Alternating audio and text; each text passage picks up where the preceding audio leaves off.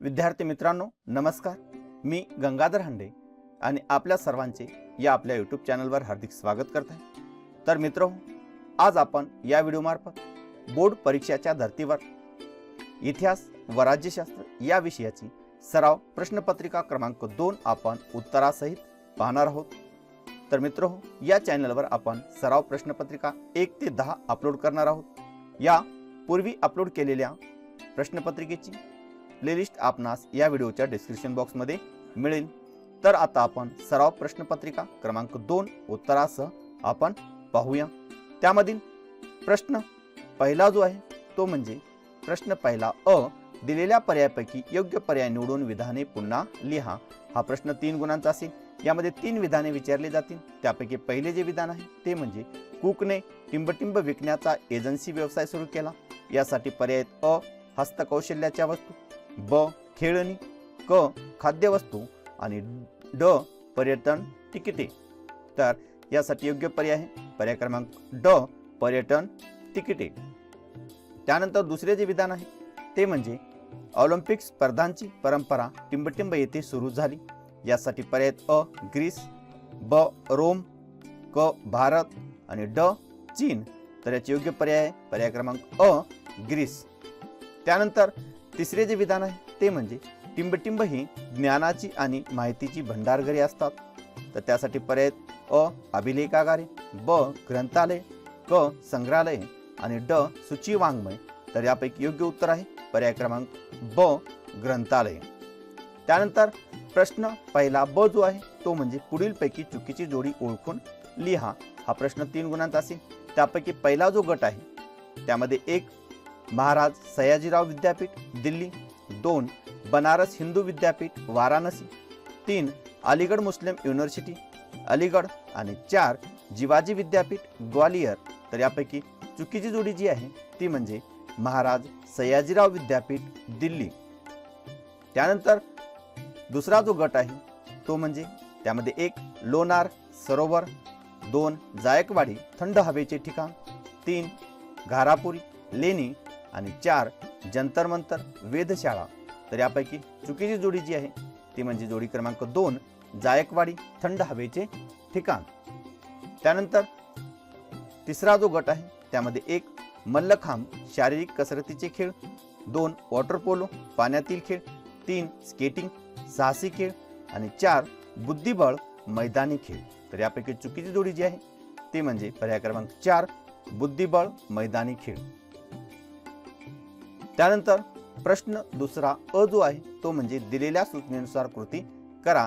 कोणत्याही 2 कृती आपणास करायची आहेत। हा प्रश्न 4 गुणांचा असेल। यामध्ये पहिली जी कृती आहे ते म्हणजे प्राचीन ऑलिम्पिक स्पर्धांनी हे सामने सुरू केले। त्यासाठी पर्याय 1 मुष्टियुद्ध, 2 धावणे, 3 कुस्ती आणि 4 थाळीफेक। त्यानंतर दुसरे जे संकल्पना चित्र आहे ते आपण पाहूया। दुसरे संकल्पना चित्र आहे नैमित्तिक पर्यटनाची कारणे। तर त्यामध्ये 1 औद्योगिक मेळावे, 2 पुस्तक प्रदर्शनी फिल्म फेस्टिवल आणि 4 साहित्य संमेलने। त्यानंतर तिसरे जे संकल्पना चित्र आहे ते आपण पाहू। तिसरे संकल्पना चित्र आहे कोशांचे प्रकार। त्यामध्ये पहिला आहे सूची वाङ्मय, दुसरा आहे शब्दकोश, तिसरा आहे विश्वकोश आणि चौथा जो कोशांचा प्रकार आहे तो म्हणजे कोश सदृश्य वाङ्मय। त्यानंतर प्रश्न दुसरा ब जो आहे तो म्हणजे टिपा लिहा। कोणत्याही 2 टिपा आपणास लिहायच्या आहेत। हा प्रश्न 4 गुणांचा असेल। त्यापैकी पहिली जी टिप आहे ती म्हणजे अभिलेखागार। तर याचे उत्तर असे असेल त्यामध्ये 1 प्राचीन दस्तावेज ग्रंथ अभिलेख यांचे शास्त्रशुद्ध पद्धतीने जतन करून आवश्यकतेनुसार ती कागदपत्रे उपलब्ध करून देणारा शासकीय विभाग वा यंत्रणा म्हणजे अभिलेखागार होय। त्यानंतर 2 जे दस्तावेज संग्रहालय वा ग्रंथालय याच्याकडून प्रदर्शित केले जात नाहीत परंतु ऐतिहासिकदृष्ट्या ते महत्त्वाचे असतात अशा कागदपत्रांचे जतन अभिलेखागारामध्ये केले जाते। त्यानंतर 3 हे दस्तावेज शासनाला, संशोधकाला आणि जनतेला आवश्यकतेनुसार अभिलेखागाराकडून उपलब्ध केले जातात। त्यानंतर 4 तांत्रिकदृष्ट्या ग्रंथालय आणि अभिलेखागारे यांचे कार्य या दृष्टीने सारखेच असते आणि चौथे जे मुद्दा आहे तो म्हणजे अभिलेखागारातील कागदपत्रात कोणताही बदल केला जात नसल्याने ती कागदपत्रे अत्यंत विश्वसनीय मानली जातात. त्यानंतर दुसरी जी टीप आहे ती म्हणजे पर्यटन. तर याचे उत्तर 1. दूरवरच्या स्थळांना विशिष्ट हेतूने भेट देण्यासाठी केलेला प्रवास म्हणजे पर्यटन होय. आपल्या राहत्या घरापासून विविध कारणांसाठी काही काळ दूर जाणे म्हणजे पर्यटन होय. पर्यटन ही मानवाची सहज प्रवृत्ती आहे. त्यानंतर 2. पर्यटनाची परंपरा प्राचीन काळापासून चालू आहे. पर्यटनाचा हेतू व स्वरूप मात्र काळाप्रमाणे व गरजेप्रमाणे बदलत जातात. त्यानंतर 3. आधुनिक काळात वाहतुकीच्या सुविधामुळे पर्यटन सोपे व गतिमान झाले. 20व्या शतकात तर पर्यटनाकडे आधुनिक उद्योग म्हणून पाहिले जाते. आणि चौथा जो मुद्दा आहे तो म्हणजे स्थानिक पर्यटन ते आंतरराष्ट्रीय पर्यटन असा पर्यटनाचा विस्तार होत जातो. वाढत्या पर्यटनाचा देशाला फायदाच होतो. त्यानंतर तिसरी जी संकल्पना आहे ती म्हणजे देशी खेळ. तिसरी टीप देशी खेळ. तर याचे उत्तर 1. ज्या खेळाचा उदय भारतात झाला आणि ज्या खेळांना भारतीय परंपरा आहे अशा खेळांना देशी खेळ असे म्हणतात. त्यानंतर 2. देशी खेळात बैठे खेळ आणि मैदानी खेळ असे 2 प्रकार आहेत. जे खेळ बसून कोठेही खेळता येतात त्यांना बैठे खेळ असे म्हणतात, तर जे खेळ मैदानात उभे राहून खेळावे लागतात त्यांना मैदानी खेळ असे म्हणतात. त्यानंतर 3. बुद्धिबळ, सारीपाट, पत्ते इत्यादी देशी खेळ. तर आट्यापाट्या, खो खो, कबड्डी, कुस्ती वगैरे देशी मैदानी खेळ आहेत. त्यानंतर 4. देशी खेळाचे वैशिष्ट्य म्हणजे या खेळांना जास्त किमतीचे साहित्य लागत नसल्याने हे खेळ कमी खर्चिक असतात. त्यामध्ये फुगडी, झिम्मा, भातुकली असे मुलींचे देशी खेळ आहेत. आधुनिक काळात मुलीही मुलाच्या बरोबरीने सर्व देशी व विदेशी खेळ खेळतात. त्यानंतर प्रश्न 3. पुढील विधाने सहकारण स्पष्ट करा. कोणते 2 विधाने आपणास सहकारण स्पष्ट करावयाचे आहेत? हा प्रश्न 4 गुणांचा असेल. त्यापैकी पहिले जे विधान आहे ते म्हणजे सध्याच्या काळात खेळाचे अर्थकारण बदललेले आहे. तर याचे उत्तर 1. 21व्या शतकात खेळाचे आंतरराष्ट्रीयकरण झाले आहे. 2. सर्वच सामन्याचे थेट प्रक्षेपण जगाच्या कानाकोपऱ्यात एकाच वेळी होत असते. त्यामुळे हौशी खेळाडू शिकण्यासाठी तर प्रेक्षक मनोरंजनासाठी सामने पाहतात. त्यानंतर 3. निवृत्त खेळाडू समालोचनासाठी वाहिन्यावर येतात. त्यानंतर 4. मोठा प्रेक्षक वर्ग सामने पाहतो. त्यामुळे कंपन्या मोठ्या प्रमाणात पैसा खर्च करून आपल्या उत्पादनाच्या जाहिराती खेळाच्या प्रदर्शन दरम्यान करीत असतात. या कारणामुळे सध्याच्या काळात खेळाचे अर्थकारण बदललेले आहे. त्यानंतर दुसरे जे विधान आहे ते म्हणजे आजच्या काळात परदेशात जाण्याचे प्रमाण वाढत आहे. तर याचे उत्तर 1. जहाज, रेल्वे आणि विमान या वाहतूक क्षेत्रात झालेल्या प्रगतीमुळे आधुनिक काळात आंतरराष्ट्रीय पर्यटन सोपे झाले आहे. त्यानंतर 2. विज्ञान व तंत्रज्ञानातील प्रगती व आर्थिक उदारीकरण यामुळे जग अधिक जवळ आले आहे. त्यानंतर 3. अभ्यास, व्यवसाय, चित्रपटाचे चित्रीकरण यासारख्या विविध कारणांनी लोक परदेशात जातात. त्यानंतर 4. खेळ, आंतरराष्ट्रीय परिषदा, संमेलने, ऐतिहासिक धार्मिक स्थळे पाहणे या उद्देशाने लोक जगभर हिंडत असतात. यामुळे आजच्या काळात लोकांचे परदेशात जाण्याचे प्रमाण पूर्वीपेक्षा वाढत आहे. त्यानंतर तिसरे जे विधान आहे ते म्हणजे इतिहासाच्या साधनाचे आपण जतन केले पाहिजे. तर याचे उत्तर 1. इतिहासाच्या साधनाच्या आधारेच वस्तुनिष्ठ इतिहास लिहिला जातो. त्यानंतर 2. या साधनाचा अन्वयार्थ लावूनच ऐतिहासिक सत्याचा शोध घेतला जातो. त्यानंतर 3. ऐतिहासिक साधनाचा अभ्यास करूनच तत्कालीन सामाजिक, राजकीय व सांस्कृतिक परिस्थितीची आपणास कल्पना येऊ शकते. आणि 4. या साधनाच्या आधारित देशाची वैज्ञानिक प्रगती, आर्थिक प्रगती कळू शकते. इतिहासाची साधने हा देशाचा ऐतिहासिक ठेवा असल्याने त्याचे आपण जतन केले पाहिजे. त्यानंतर चौथे जे विधान आहे ते म्हणजे मेजर ध्यानचंद यांना हॉकीचे जादूगार असे म्हटले जाते. तर याचे उत्तर 1. मेजर ध्यानचंद हे त्या वेळच्या भारतीय हॉकी संघाचे मुख्य खेळाडू व संघनायक होते. त्यानंतर 2. त्यांनी 1928, 1932 आणि 1936 अशा सलग 3 ऑलिम्पिक स्पर्धात भारताचे प्रतिनिधित्व करून भारताला हॉकीची सुवर्ण पदके मिळवून दिली. त्यानंतर 3. 1932च्या ऑलिम्पिकमध्ये त्यांनी अमेरिका व जपान विरुद्ध 25 गोल केले. त्यानंतर 4. आपल्या कारकिर्दीत त्यांनी राष्ट्रीय व आंतरराष्ट्रीय स्पर्धेत 400च्या वर गोल केले. त्यांच्या हॉकीतील या दैदिप्यमान कामगिरीमुळे त्यांना हॉकीचे जादूगार असे म्हटले जाते.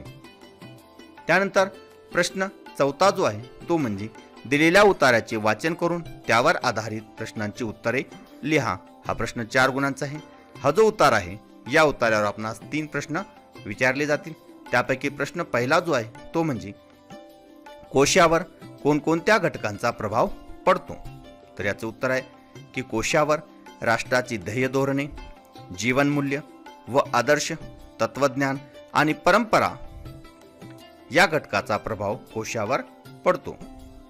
त्यानंतर दुसरा जो प्रश्न आहे तो म्हणजे इतिहास आणि कोश यात कोणत्या बाबतीत समानता आहे. तर याचे उत्तर इतिहास आणि कोश या दोन्हीमध्ये वस्तुनिष्ठ माहितीला महत्त्व असते. त्यानंतर तिसरे जे विधान आहे ते म्हणजे कोश म्हणजे समाजाचे मानचिन्ह समजले जाते. या विधानामागील कारणे स्पष्ट करा. तर त्याचे उत्तर 1. जीवनाच्या विविध क्षेत्रामधील ज्ञान समाजाच्या विकासासाठी उपलब्ध करून देणे ही कोश निर्मितीची एक प्रेरणा असते. त्यानंतर 2. ज्ञानार्जन आणि ज्ञानप्रसार हे ध्येय मानून कोशकार कोश तयार करीत असतात. त्यानंतर 3. त्यामुळे समाजाची प्रज्ञा आणि प्रतिभा याचा आविष्कार कोश रचनेत पाहावयास मिळतो. त्यानंतर 4. कोशाद्वारे राष्ट्रीय अस्मिता जागृत करण्याचाही प्रयत्न होत असतो.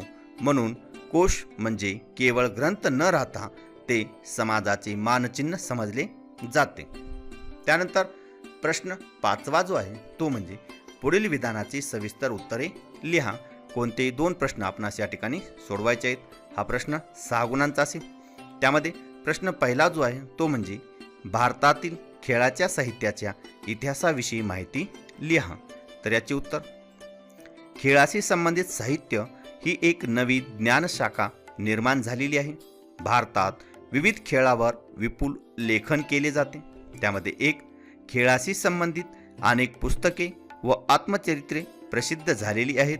खेळाविषयी कोश लिहिले जात आहेत. त्यानंतर 2. व्यायाम या विषयावर स्वतंत्र शब्दकोश तयार झालेला आहे. मल्लखांबाचा इतिहास प्रकाशित झालेला आहे. त्यानंतर 3. खेळावर लेखन असणारी स्वतंत्र क्रीडा मासिके पाक्षिके प्रसिद्ध होत असतात. दैनंदिन वृत्तपत्रामध्ये 1 वा 2 संपूर्ण पाने क्रीडा जगतासाठीच राखून ठेवलेली असतात. त्यानंतर 4. षटकार नावाने खेळाला वाहिलेले नियतकालिक पूर्वी प्रसिद्ध होत असे. द्वारकानाथ, संजगिरी, शिरीष कनेकर, बाळपंडित असे अनेक लेखक क्रिकेट आणि अन्य खेळावर वृत्तपत्रातून लेखन करीत असत. 5. इंग्रजी भाषेवर तर क्रीडा क्षेत्रावर प्रचंड प्रमाणात लेखन होत असते. अन्य प्रादेशिक भाषांमधूनही क्रीडा लेखन होते.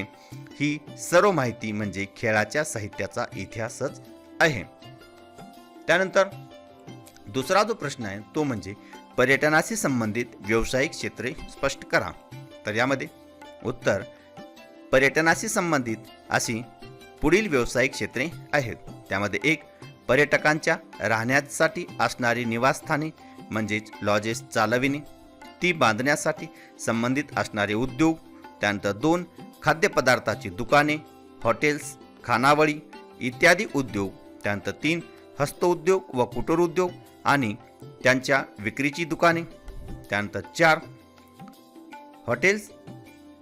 हॉटेलांशी संबंधित दूध, भाज्या, किराणा इत्यादी शेती व पशुउद्योग.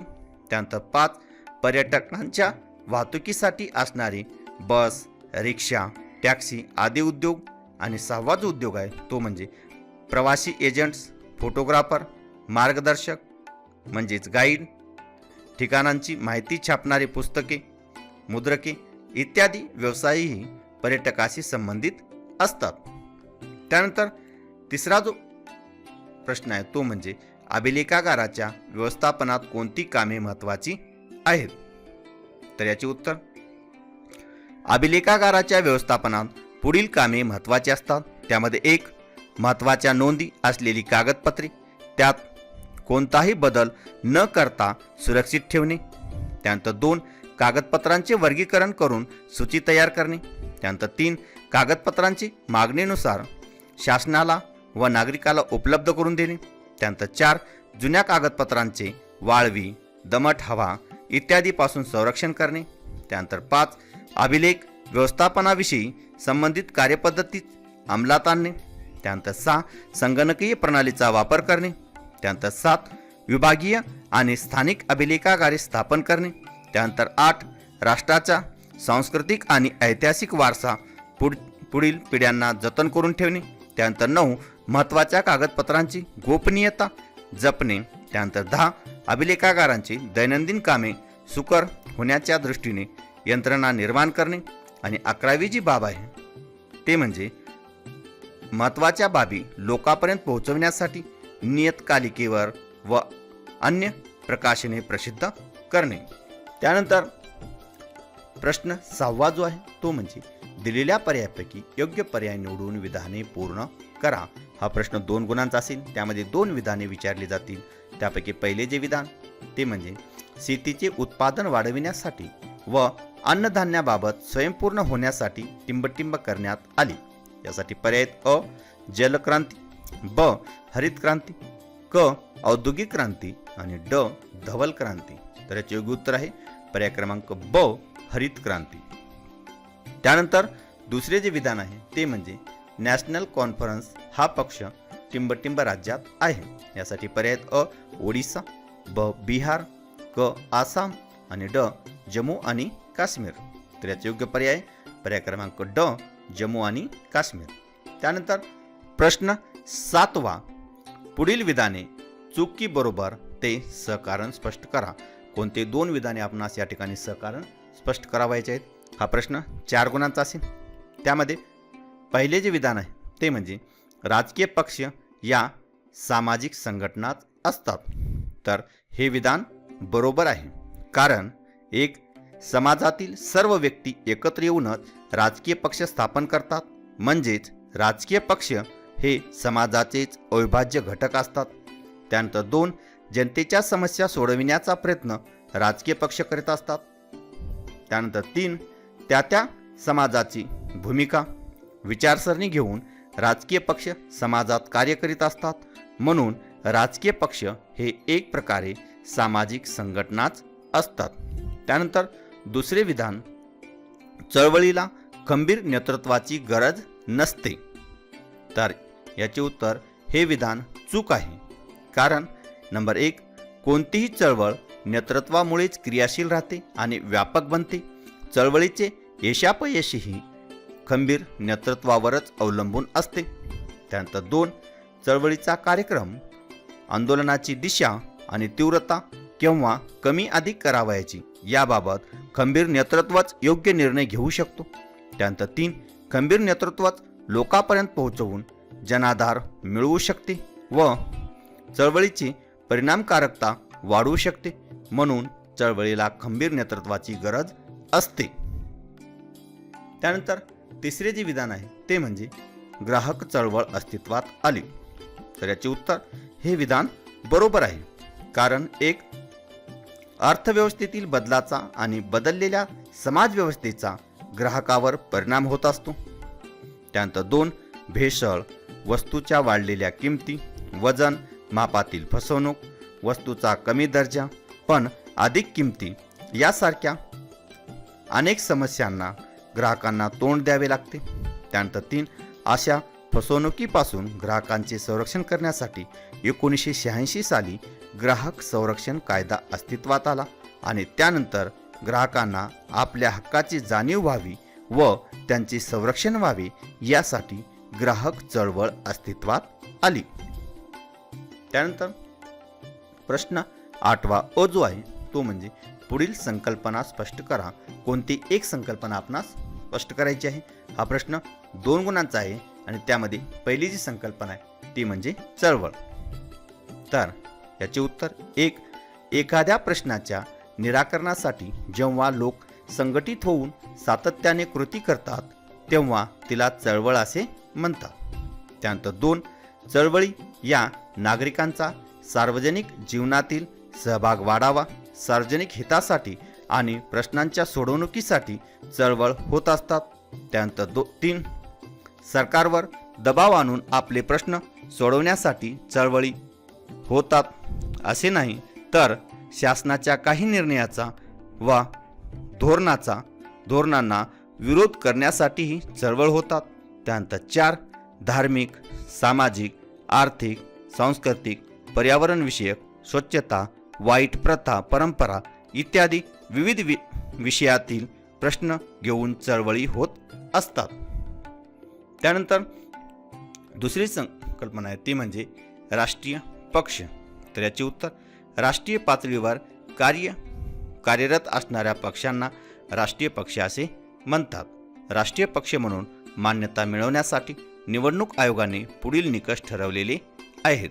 त्यामध्ये पहिला जे निकष आहे तो म्हणजे किमान 4 राज्यामध्ये शेवटच्या लोकसभा निवडणुकीत किंवा विधानसभेच्या निवडणुकीत किमान 6% मते मिळविणे आवश्यक किंवा किमान 4 सभासद लोकसभेत निवडून येणे आवश्यक आहे. किंवा 2. आधीच्या लोकसभेच्या निवडणुकीत किमान 3 राज्यामध्ये मिळून लोकसभेच्या एकूण जागापैकी 2% जागा निवडून येणे आवश्यक किंवा तिसरा जो मुद्दा आहे तो म्हणजे किमान 4 राज्यामध्ये राज्य पातळीवरील पक्ष म्हणून मान्यता मिळवणे आवश्यक आहे. त्यानंतर प्रश्न 8वा ब जो आहे तो म्हणजे दिलेल्या सूचनेनुसार कृती करा. कोणती एक कृती आपणास करावायची आहे. हा प्रश्न 2 गुणांचा आहे आणि त्यापैकी पहिली जी कृती आहे ती म्हणजे महाराष्ट्रातील प्रादेशिक पक्ष. तर त्यामध्ये 1. शिवसेना, 2. महाराष्ट्र नवनिर्माण सेना, त्यानंतर 3. शेतकरी कामगार पक्ष आणि 4. समाजवादी पक्ष. त्यानंतर दुसरे जे संकल्पना चित्र आहे ते म्हणजे पर्यावरण चळवळीचे विषय. तर पर्यावरण चळवळीचा पहिला जो विषय आहे तो म्हणजे पाण्याच्या स्रोतांचे जतन. त्यानंतर दुसरा हरित पट्ट्यांचे संरक्षण. त्यानंतर तिसरा जो मुद्दा आहे तो म्हणजे जंगलतोड थांबविणे आणि चौथा नद्यांचे प्रदूषण रोखणे. त्यानंतर प्रश्न 9वा जो आहे तो म्हणजे पुढील प्रश्नांची थोडक्यात उत्तरे लिहा. कोणतेही एक प्रश्नांचे उत्तर आपणास सोडवायचे आहे. हा प्रश्न 2 गुणांचा आहे. त्यापैकी पहिला जो प्रश्न आहे तो म्हणजे चळवळीमधून कोणते प्रश्न हाताळले जातात. तर याचे उत्तर सार्वजनिक प्रश्नामधून चळवळी उभ्या राहतात. हे प्रश्न सामाजिक, राजकीय, आर्थिक, धार्मिक अशा कोणत्याही प्रकारचे असू शकतात. त्यामध्ये 1. नागरिकांच्या हक्काचे जतन, मताधिकार, स्वातंत्र्य अशा प्रश्नांसाठी राजकीय चळवळी होतात. त्यानंतर 2. किमान वेतन, आर्थिक सुरक्षितता, रोजगार, स्वदेशीचा वापर अशा आर्थिक प्रश्नावर चळवळी होतात. त्यानंतर 3. समाजातील अनिष्ट चालीरीती, अस्पृश्यता, भेदभाव अशा सामाजिक प्रश्नावर चळवळी होतात. त्यानंतर 4. भाषेवरील, प्रदेशावरील अन्याय विरोधात, स्वच्छता, पर्यावरण, शुद्धीकरण, हरित क्रांती, धवल क्रांती अशा विविध प्रश्नावरही चळवळी होतात.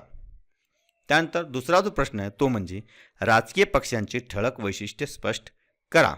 तर याचे उत्तर राजकीय पक्षांची ठळक वैशिष्ट्ये पुढीलप्रमाणे आहे. त्यामध्ये 1. निवडणुकांच्या माध्यमातून सत्ता प्राप्त करणे हे राजकीय पक्षांचे मुख्य उद्दिष्ट असते. त्यानंतर 2. प्रत्येक राजकीय पक्षांची विशिष्ट विचारसरणी व धोरणे असतात. त्यानंतर 3 आपल्या विचारसरणीप्रमाणे प्रत्येक पक्ष आपल्या कार्यक्रमाची अंमलबजावणी करीत असतो आणि 4 निवडणुकीत बहुमत मिळणारा पक्ष सत्ताधारी बनतो तर अल्पमतातील पक्ष विरोधी पक्ष म्हणून कार्य करतात. त्यानंतर 5 राजकीय पक्ष सरकार व जनता यांच्यातील दुवा म्हणून काम करून जनमताचा पाठिंबा मिळवण्याचा प्रयत्न करतो. तर मित्रहो, या व्हिडिओमार्फत आपण इतिहास व राज्यशास्त्र या विषयाची सराव कृतीपत्रिका 2 आपण पाहिलेली आहे. असेच सराव कृतीपत्रिका 1 ते 10 आपण या चॅनलवर अपलोड करणार आहोत. तर असेच नवनवीन व्हिडिओ पाहण्यासाठी जर आपण या चॅनलला सबस्क्राईब केले नसेल तर नक्कीच सबस्क्राईब करा. धन्यवाद.